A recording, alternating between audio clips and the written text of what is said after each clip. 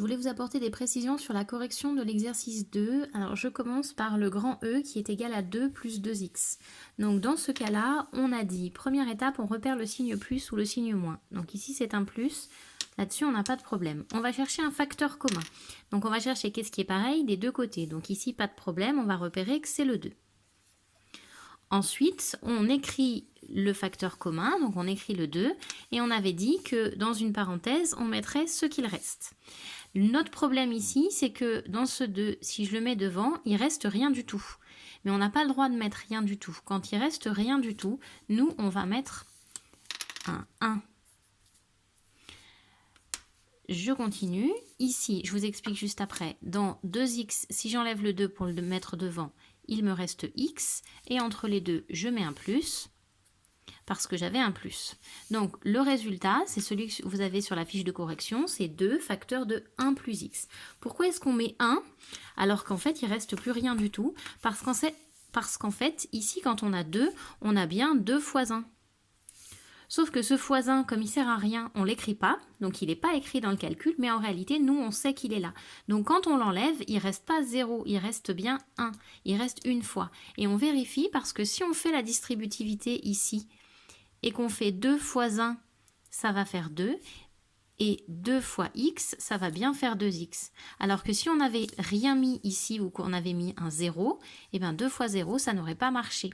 Donc vous faites super attention, ça va se reproduire très souvent dans les exercices. C'est à moitié un piège, c'est pour vérifier si vous avez bien compris. Quand on a un nombre tout seul et qu'on met tout ce qui est ici, qu'on le met en entier devant, et dans la parenthèse, on ne met pas rien, on met un 1 à la place.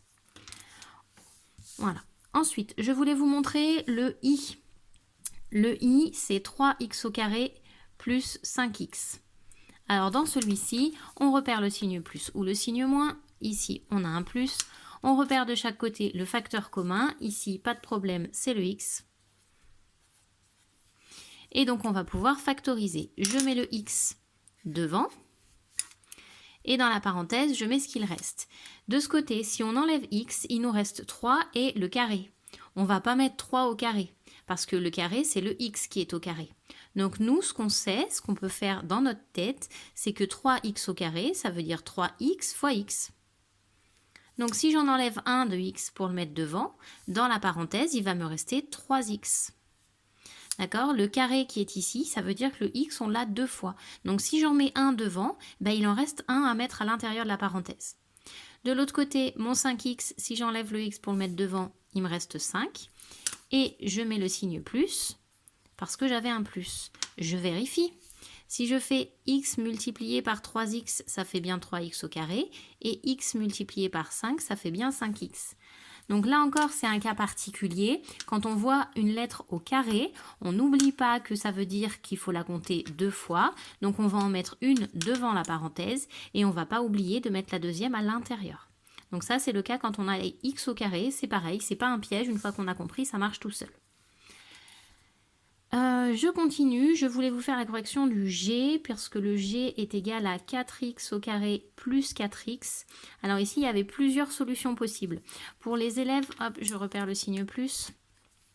Pour les élèves qui ont vu que le facteur commun, c'est le 4, ben oui, parce que de chaque côté, on a 4. Dans ce cas-là, la factorisation, elle va nous donner, hop, je mets le 4, et dans la parenthèse, je mets ce qu'il reste. Donc, il reste x au carré, ici, et ici, il reste x. Et entre les deux, je mets un plus. Ça, c'est juste. Ici, nous avons factorisé. Pour les élèves qui n'ont pas vu forcément le 4, mais qui se sont dit, tiens, il y a un x. Je remets encore une fois mon plus. Pour les élèves qui se sont dit, non, le facteur commun, c'est le x. C'est pas faux. On voit bien qu'on a un x de chaque côté. Dans ce cas-là, vous avez mis le x devant la parenthèse. Et dans la parenthèse, on met ce qu'il reste. Donc ici, il reste 4. Et le x était au carré, donc il me reste 4x.